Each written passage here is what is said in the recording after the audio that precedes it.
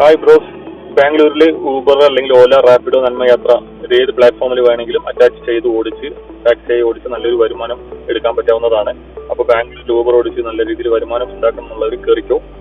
Company നിങ്ങൾക്ക് വണ്ടി റെന്റിന് തരുന്നതാണ്. ഇവിടെ കമ്പനിയിൽ എത്തിയതിനു ശേഷം 5000 രൂപ ഡെപ്പോസിറ്റ് ചെയ്താൽ വാഗണർ CNG വെഹിക്കിൾ നിങ്ങൾക്ക് കമ്പനി റെന്റിന് തരും. 24/7 വണ്ടി നിങ്ങളുടെ കയ്യിൽ തന്നെ വെച്ച് ഓടിക്കാം. ഓക്കെ, നിങ്ങൾ തന്നെ CNG അടിക്കുക, ഓടിക്കാം.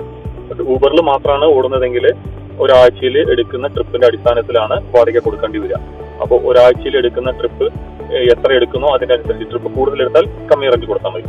അതിന്റെ സ്ക്രീനിൽ ഞാൻ അതിന്റെ ഡീറ്റെയിൽസ് ഇടുന്നുണ്ട്. ഓക്കെ, നമ്പർ ഓഫ് ട്രിപ്സ് എന്നുള്ളത് 64, 65 അങ്ങനെ 125 വരെ ഉണ്ടാവും. 125 ട്രിപ്പാണ് ഒരാഴ്ച കൊണ്ട് എടുക്കുന്നതെങ്കിൽ നിങ്ങൾക്ക് 185 രൂപയോ ഒരു ദിവസത്തെ വാടക വരുള്ളൂ.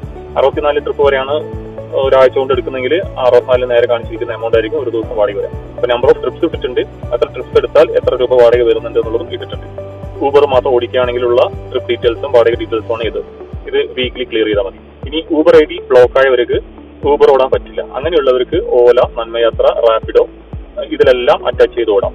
ഫ്ലീറ്റിൽ അറ്റാച്ച് ചെയ്തിട്ടില്ല. നിങ്ങൾ ഡയറക്റ്റ് നിങ്ങളുടെ അക്കൗണ്ട് നമ്പർ അറ്റാച്ച് ചെയ്തിട്ടാണ് ഓടുന്നത്. നിങ്ങൾക്ക് ഇനി പേഴ്സണൽ ട്രിപ്പ് ഉണ്ടെങ്കിൽ അതിനും എടുക്കാം. അപ്പോൾ ഊബറിലല്ലാത്ത മറ്റ് പ്ലാറ്റ്ഫോമുകളിലെല്ലാം അറ്റാച്ച് ചെയ്ത് ഓടുകയാണെങ്കിൽ ഒരു ദിവസം 950 രൂപ ഫിക്സഡ് റെന്റ് ആണ്. ഫിക്സഡ് റെന്റ് കൊടുത്തിട്ട് നിങ്ങൾക്ക് ഇത് ഏതിൽ വേണമെങ്കിലും ഓടാം. നിങ്ങളുടെ പേഴ്സണൽ ആവശ്യങ്ങൾക്ക് ഉപയോഗിക്കാം. പേഴ്സണലായിട്ട് ട്രിപ്പ് ഉണ്ടെങ്കിൽ അതിനും ഉപയോഗിക്കാം. ഈ നന്മയാത്രയിലും അതുപോലെ റാപ്പിഡിലും ഒക്കെ എയർപോർട്ട് ട്രിപ്പുകളൊക്കെ നല്ലോണം അടിക്കും. അപ്പൊ അതിലൊക്കെ അറ്റാച്ച് ചെയ്തിട്ട് ഊബർ ബ്ലോക്ക് ആയിരിക്കും മറ്റുള്ളവരൊക്കെ അറ്റാച്ച് ചെയ്ത് ഓടാം. ഇതേപോലെ 5000 കൊടുത്താൽ ഡെപ്പോസിറ്റ് ചെയ്താൽ വണ്ടി തരും. ബാക്കി 950 rupees പെർ ഡേ റെന്റ് എടുത്തോടാം. പിന്നെ ബാംഗ്ലൂരിൽ വഴി അറിയണം എന്നില്ല. ഫ്രഷ് ആയിട്ട് വരുന്നവരാണെങ്കിൽ, നാട്ടിൽ ഇപ്പോൾ ജോലിയില്ലാതെ കഷ്ടപ്പെട്ടിരിക്കുന്നവരാണ്, ഒരു 15000 രൂപ സംഘടിപ്പിച്ച് വന്നോ. 5000 രൂപ ഡെപ്പോസിറ്റ് കൊടുക്കാനും ഒരു 6000 രൂപ PG എടുക്കാനും ബാക്കി നിങ്ങളുടെ കയ്യിൽ വെക്കാനും ചെയ്ത് വന്നോ. നല്ല രീതിയിൽ പണിയെടുക്കുകയാണെങ്കിൽ ഒരു എല്ലാ ചെലവും കഴിഞ്ഞ് 2000 രൂപ ഏർണിങ്സ് എടുക്കാൻ പറ്റും. പക്ഷേ ഒരു 12 മണിക്കൂർ മുതൽ 15 മണിക്കൂർ വരെ നമ്മൾ വണ്ടി ഓടിക്കുക തന്നെ വേണം. അങ്ങനെ ഒരു മൈൻഡ് സെറ്റപ്പിൽ വന്നതിൽ നമുക്ക് 2000 രൂപയിൽ കൂടുതൽ വരുമാനം എടുക്കാൻ പറ്റും. പക്ഷേ ഇത് തീരെ യൂസ്ലെസ് ആയിട്ട് ഉപയോഗിക്കുന്നവരുണ്ട്. വെറുതെ ഓടാതെയും വെള്ളമടിച്ച് അവിടെ നിന്നിട്ടൊക്കെ അങ്ങനെ സമയം കളയുന്നവരുണ്ട്.